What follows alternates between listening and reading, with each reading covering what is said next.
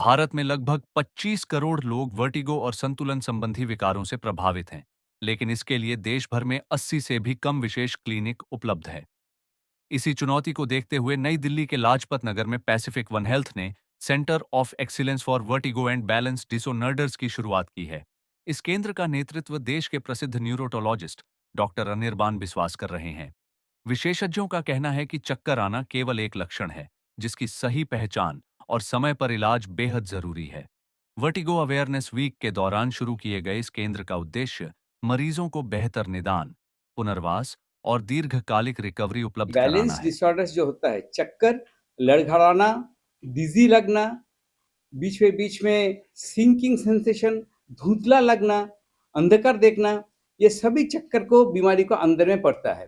तो ये सभी बहुत सा बॉडी को अंग से शुरू हो सकता है। ये कान से हो सकता है, ब्रेन से हो सकता है, हम लोग को स्पाइनल कॉर्ड से हो सकता है, पैर को जो नर्व है, पैर को जो ब्लड वेसल है, सोल ऑफ फीट में जो कुछ सेंसर्स रहता है, कोई भी चीज को खराबी से पेशेंट आ सकता है खाली चक्कर इम्बैलेंस लेके। तो इसीलिए जब भी कोई पेशेंट चक्कर इम्बैलेंस लेके आते हैं, हम लोग को यही काम होता है जे उनको थॉरोली इवैल्यूएट करना। और ये इवैल्यूएशन तो बहुत टाइम कंज्यूमिंग प्रोसेस है, क्योंकि हम लोग को ब्रेन को एकदम टॉप लेवल, जहाँ जिसको ब्रेन को सेरिब्रल कॉर्टेक्स बोलता है, उधर से ब्रेन, स्पाइनल कॉर्ड, तब पैर को nerve, sole of the feet, सब जाएगा को टेस्ट करने होता है।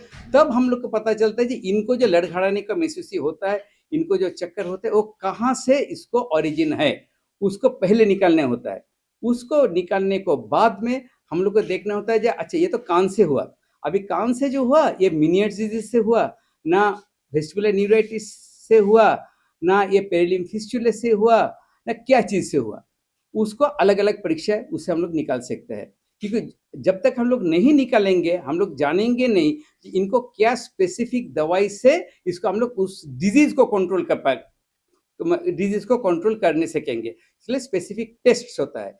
ये टेस्ट भी काफी टाइम कंज्यूमिंग चीज है, एक्सट्रीमली सोफिस्टिकेटेड टेस्ट है, उसमें extremely costly high and equipment जरूरत होता है। और जो टेक्नीशियन जो टेस्ट करता है, उन लोग के एकदम सुपर ट्रेंड, यूजुअली ये लोग बाहर से ट्रेनिंग लेके आते हैं, वही किस्म को मैंने टेक्नीशियन हम लोग को जरूरत होता है। वो करने के बाद हम लोग को पता चलेगा कि इसको इतना खराब है और इनको यही चीज से डिजीज को कंट्रोल करेगा। पर डिजीज को कंट्रोल करने से उसको इलाज नहीं होगा, क्योंकि बैलेंस सिस्टम के साथ हम लोग को साइकिक सिस्टम, मानसिक सिस्टम, कॉग्निटिव सिस्टम, हम लोग को ऑटोनॉमिक सिस्टम माने जो सिस्टम बॉडी को रेस्पिरेशन, बॉडी को हार्ट बीट कनेक्शन है, क्यों है इस कारण के लिए, जे हम लोग जब पैदा होते हैं, हम लोग जब माँ को वूम्ब में जब रहते हैं, within the first 3 months of intrauterine life हम लोग का बैलेंस सिस्टम पूरा तैयार हो जाता है।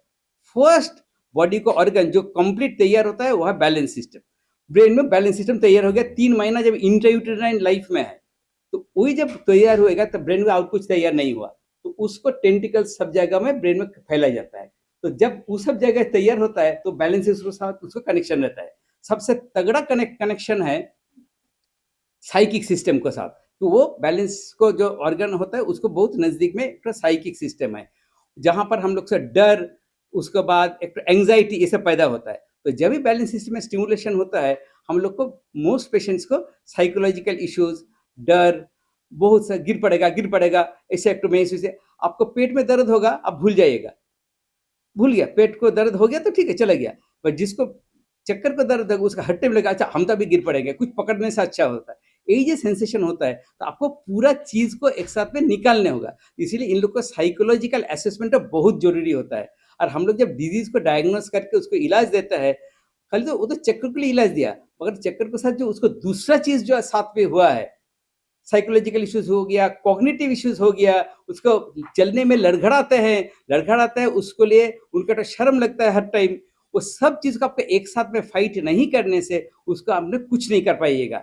और जो हुआ है, वो तो एक साइड को बैलेंस को जो तो सोचे खराब हुआ, वो तो खराब हो तो गया, वो तो नॉर्मल तो नहीं ना होगा। तो इसको अच्छा से फिजियोथेरेपी करके, ऑक्यूपेशनल थेरेपी करवा के, योगा, ताई ची, ये सब चीज मिला के करवा के उसको हम लोग नॉर्मल जगह में फिर वापस ले जाते हैं। इसलिए सब चीज को जरूरत होता है। वही हमको पहले आज को तो थोड़ा देर आगे ने पूछा जे फिजियोथेरेपी करने से तो होता है, ऑक्यूपेशनल थेरेपी को क्या होता है? फिजियोथेरेपी को करने से उसका बैलेंस तो सही होता है, मगर ऑक्यूपेशनल थेरेपी करवाने से उसको नॉर्मल लाइफ में कैसे वापस जाने सकता है कैसे करके हमने एक तो बस से झट से उतर सकेंगे, कैसे करके हम उसमें एक माने उठ नहीं सकेंगे।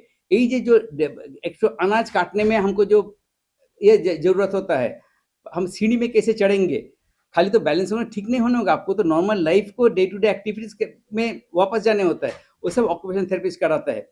बैलेंस सिस्टम में बहुत साइकिक कॉग्निटिव प्रॉब्लम्स होता है, ये कोई चीज से उतना अच्छा नहीं होता है जितना योगा ताइची से होता है। अनफॉर्चुनेटली योगा ताइची को कोई प्रमोट नहीं करता है। तो योगा ताइची ऐसा स्पेशली योगा करने से बहुत फायदा होता है। इसमें जो मानसिक जो विकृति जो मानसिक जो प्रॉब्लम होता है बैलेंस डिसऑर्डर पेशेंट्स को, उनको बैलेंस तो ठीक होता ही है, उसको साथ इनको जो साइकोलॉजिकल इश्यूज होता है, कॉग्निटिव इश्यूज होता है, उसको भी काफी फायदा होता है योगा करने से। ये सब अब अभी सब नया सब चीज चलता है ना, जो वैदिक डाइट फैट और डाइट, इसके ऊपर में भी हम लोग को ये सब निर्भर करता है। जो वैदिक डाइट होता है, ये होता है, यही जो सब चीज जो everybody has to be concern, सब मिला के यही सब मरीज को इलाज हो सकता है। तो इसीलिए हम लोग के इधर में बहुत अच्छा डाइटिशियन है, बहुत अच्छा से न्यूरोलॉजिस्ट है, ये है, सब मिला के इधर में तो ये है। हम लोग के डिपार्टमेंट में हम लोग को 10 आदमी हैं। सर किस तरह की